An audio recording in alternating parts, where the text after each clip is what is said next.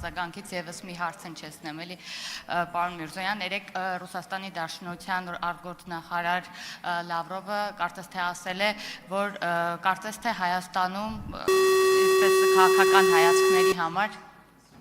նորից հնչեցնեմ։ Լավ չեմ լսում։ Լավրովն ասել է, կարծես թե Հայաստանում քաղաքական հայացքների համար մարդ են ձերբակալում։ Իմ կարծիքով մի փոքր տարօրինակ է այս ամեն ինչը լսել է։ Ինչ արձագանք ունեք դուք։ Պարոն Եղոյան։ Ոնց լսեցի, տենց վստահ չեմ, որ ամբողջությամբ լսվեց ձեր հարցը աղմուկ է, բայց ես քիչ առաջ առիթ ունեցա ասելու, էլի չեմ մեկնաբանում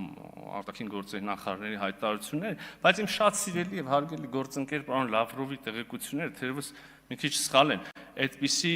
հիմքով քրեական հետապնդում քաղաքական գործունեության համար Հայաստանում չկա, այդ տեղեկությունները չեն համապատասխանում իրականությանը, եւ ընդհանրապես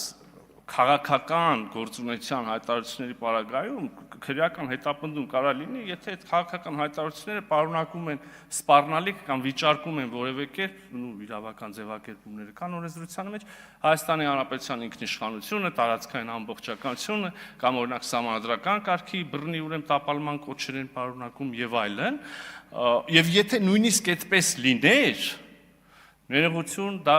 այդ մասին խոսք ասելը, մեկնաբանելը կլիներ Հայաստանի Հանրապետության ներքին գործերի ուղիղ միջամտություն, եկեք ամեն մեկը իր ներքին գործերի վրա կենտրոնանա։